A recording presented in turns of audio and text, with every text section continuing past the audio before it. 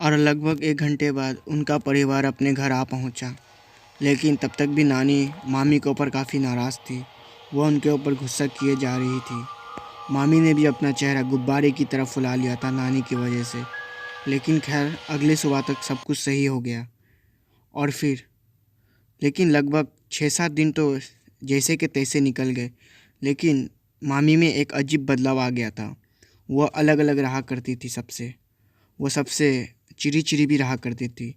जहाँ तक उनके परिवार वाले उनको जानते थे वह पहले ऐसी नहीं थी। पता नहीं उनके अंदर क्या हो गया था। खैर वह सबसे एक अजीब तरह की नफ़रत भी किया करती थी। यहाँ तक कि वो मामा को भी अपने पास नहीं आने दिया करती थी। और वह हाँ एक बात और, वो गंदी गंदी गालियाँ भी दिया करती थी। ऐसी ऐसी गालियाँ अगर कोई सुन ले तो उसके कान से खून निकल जाए। मामी गाली देने में वर्ल्ड चैम्पियन हो गई थी। कोई बाहर का आदमी उनके घर वालों से पंगा नहीं लिया करता था, क्योंकि जानता था अगर वो पंगा लेगा तो उसकी मामी क्या हालत करेगी, बेशक गलती उनके परिवार वालों की ही क्यों ना हो। एक ऐसे ही दिन की बात है। नानी अपने पड़ोस में गई हुई थी। पड़ोस में शायद किसी भगवान की पूजा हो रही थी। उस समय घर पे कोई नहीं था और लगभग 1 घंटे बाद वो अपने घर वापस आने लगे। वो अपने साथ उस पूजा का प्रसाद और सिंदूर भी लेके आ रही थी। मैंने आपको जैसे ही बताया घर पर उस समय कोई नहीं था सिवाय मामी के। सब बाहर गए हुए थे अपने काम की वजह से। खैर वह घर पर वापस आ गए। उन्होंने मामी के टकले के ऊपर यानी उनके मांग में सिंदूर कर दिया और बस। जैसा कि मैंने आपको पहले ही बताया था इस वीडियो में, मामी गंदी गंदी गालियाँ देने में वर्ल्ड चैम्पियन हो गई थी। नानी को यह सब सुन के मामी के मुंह से काफ़ी बुरा लगा। वो रोने भी लगी थी। उन्होंने कहा कि वह मामा के आने के बाद वह मामी की शिकायत उनसे करेगी, पर फिर भी मामी उनको गालियाँ दिए जा रही थी। और जब मामा जी घर आए, नानी ने मामी की शिकायत मामा जी से कर दी। उन्होंने मामा जी से कहा, यह मुझे गंदी गंदी गालियाँ दिया करती है।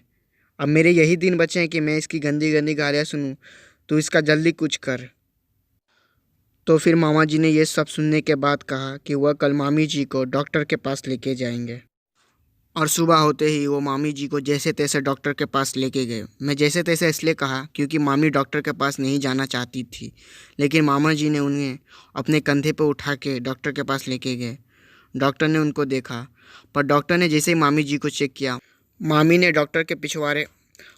डॉक्टर के कलाई में अपने चौड़े चौड़े दांत घुसा डाले। डॉक्टर गांठ खोल के चिल्लाया, पर मामा ने बात को वहीं पर संभाला ताकि बात आगे ना बढ़े। डॉक्टर ने मामी को चेक किया और उन्हें कुछ दवाइयाँ दी और उसके बाद मामा और मामी घर वापस आ गए। और फिर अगले दिन और अगले कुछ और दिन मामी की हालत में सुधार आने लगा। नानी को भी यही लगता था शायद मामी को डॉक्टर की ज़रूरत है। लेकिन फिर 4-5 दिन तो आराम से गुजर गए, लेकिन मामी की हालत फिर ऐसी हो गई। ऐसी क्या, उससे भी बदतर हो गई। अब मामी जो गाली दिया करती थी अब कान से नहीं, अब लोगों के नाक मुंह से भी खून निकला करते थे। वो इतनी भयंकर भयंकर गालियाँ दिया करती थी। और फिर एक ऐसे ही दिन की बात है, नानी और मामी के बीच में बहस हुई।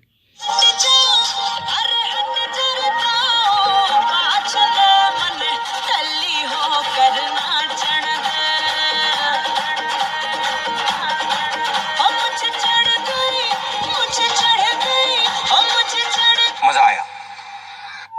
उसी समय मामा जी अपने दफ्तर से अपने घर वापस आ रहे थे, लेकिन फिर मामी ने अपना काम कर दिया।